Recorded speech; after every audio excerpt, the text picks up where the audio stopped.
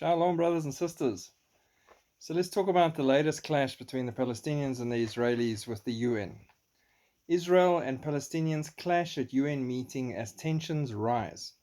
Israel's UN ambassador is accusing Palestinians of stabbing a knife into any chance for reconciliation by seeking an advisory opinion from the UN's highest court on Israel's decades-old occupation.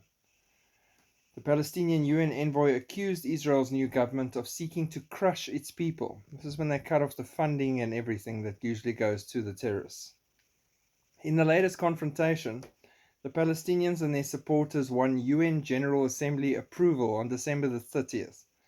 A resolution asking the International Court of Justice, or ICJ, to intervene in one of the world's longest running and thorniest disputes and render an advisory opinion on the legality of Israeli policies in the West Bank and East Jerusalem. While the court's rulings are not binding, they do influence international opinion, and this is why the Palestinians are using the UN as a hammer. They know it sways international opinion against the Israeli government and the Israelis and the Jews, so they can just keep blackening their name to the point where the whole world is against Israel. Israel's new hardline government responded on January 6 by approving steps to penalize the Palestinians in retaliation. Prime Minister Benjamin Netanyahu said they were aimed at what he called an extreme anti-Israel step at the United Nations, which it was. The measures include withholding $39 million from the cash-strapped Palestinian Authority and transferring the funds instead to compensation programs for the families of Israeli victims of Palestinian militant attacks, and deducting an amount equal to the sum the authority paid last year to families of Palestinian prisoners and those killed in the conflict, including militants implicated in attacks against Israelis. And they also ended VIP travel privileges for leading Palestinians. That should have been done long ago. How are you still having VIP traveling everything in Israel, and you're causing all this chaos and aggression to keep flowing the whole time? Makes no sense.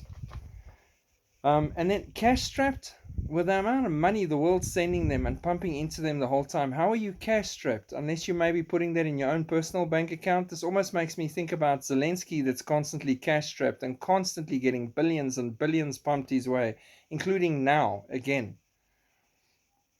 The Palestinians responded by getting more than 90 countries to sign a statement expressing deep concern at penalizing the Palestinians for going to the court and urging Israel to reverse the punitive measures. Israel's foreign minister Eli Cohen rejected the statement. At Wednesday's Security Council meeting, Israel's UN ambassador Gilad Erdan accused the Palestinians of drafting a poisonous and destructive resolution referring Israel to the ICJ with the sole purpose of destroying Israel as the Jewish state. Fact.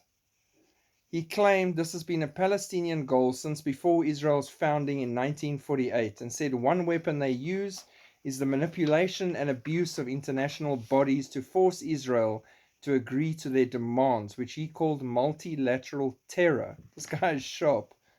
He also accused the Palestinians and the UN of exaggerating Palestinian casualties and underreporting and discriminating against Israeli victims. While 2022 may have been the deadliest year for Palestinian terrorists, he said, it was also the year with the most terror attacks committed against Israel in a decade. Do you hear the UN doing anything against the Palestinians for this? At all. No resolutions passed. Mansour said, peace is still possible, but only if the Security Council and the international community stand up to the supremacists. How are you going to make peace with people that you talk about like that in the first place? And take action to end Israel's occupation, right? Kick them out of the land is what he's pushing for. Ensure accountability for the annexation of Jerusalem. They won it fair and square in a war, and it belongs to Israel. Jerusalem is forever the capital of the Jews. Read a Bible. Recognize the state of Palestine. No. And reject Israeli settlers in occupied territory. They're not settlers. They belong. US Ambassador Thomas-grenfield also called for the return of 2 Israelis and the remains of 2 soldiers being held in Gaza. The issue came to the fore this week when the Gaza ruling Hamas terror group released a video of Avera Mengistu, a civilian with mental health issues, who entered the strip on his own 8 years ago and has been held captive since. They've had one captive Israeli for 8 years. Someone with mental health issues. And the world hasn't said a word. They're happy with that. That's fine. Let that be the Israelis and see the world explode on social media. Israel's ambassador to the UN in Geneva, Mayraf Aylon Shar, called Wednesday on the UN and other international aid groups to assist in the release of the captives. He said the Palestinians exploit an automatic anti-Israel majority at the UN to push unilateral measures while avoiding negotiations. The ICJ probe was a clear unilateral step initiated by the Palestinians with the sole purpose of destroying Israel as a Jewish state. Israel's guilt is predetermined at the UN. Destroying the Jewish state has always been the Palestinians' only goal. So then why should they allow funding to reach them in the first place when they're only out for your destruction? I know what David would have done if we were back a few thousand years. Erdogan accused the UN of bias, noting that the General Assembly condemned Israel more than all other countries combined last year. Save your false cries of victimhood, he said to the Palestinian envoy Riyad Mansour, who had left the room. Your charade is a performance of lies. Tell you what, I want to shake that Israeli's hands. He is sharp and he's spot on every single time. And I don't care who doesn't like my opinion. This is how it is. And you know what? Let's look at it. There's 2 ways we can look at this whole situation. So let me put it in plain language for you. Sholto speak. Let's remove the Jews from the land completely. The settlers, the supremacists. Let's kick them all out, pack their bags, ship them back to America, who doesn't want them, I don't think. And there you go. The land gets given back to the Palestinians. We call it Palestine. We ignore God and all of his precepts and that it belongs to him in the first place and he's given it to the Jews. So no, we just give it to them and they take over. I guarantee you that within a year, most everything that's green and blossoming will be dead. Fruit exports and everything destroyed. Outgoing minerals and money and all sorts of things like that used for terror organizations and chaos that will be sowed across the Middle East. And that country will burn and become like Afghanistan. And I'm sticking to my opinion. Because what have they done with their little pieces that they had in Israel that were given to them in all these years? Nothing. And their people are still suffering. And it's still broken down. And any money that they do get in, they use to focus on terror. Now make that large scale across the whole country. There will be no blessing. There will only be curse. That is situation number 1. Situation number 2, unfortunately, is what I believe, and a lot of Bible teachers and people that study the word believe the same thing. When this treaty is signed this year for 7 years, I do believe that the Antichrist will make his base in Israel.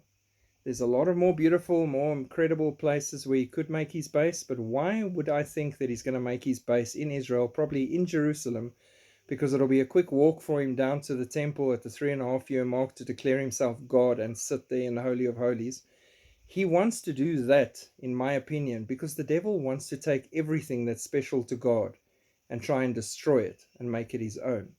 So the Antichrist will rule from there. And when the Antichrist rules from there, when he declares himself for who he is, there's going to be no woohoo for the Palestinians because the Jews are in trouble now. No, it's everything for the Antichrist. And if you're not worshipping the beast, you're in deep trouble. So either way, the land is getting destroyed and ruined in the process. So as long as the Jews have it and the Israelis are in control for now, that is the best status quo and situation for anybody right now. Because the minute that changes, it's going to go south until Jesus comes back on his horse and fixes everything.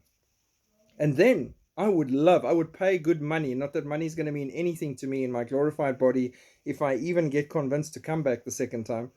But I would really want to see anybody run to a UN body or anything to go and report Jesus and raise a resolution against him for what he said about Israel and Jerusalem. That is going to be hilarious.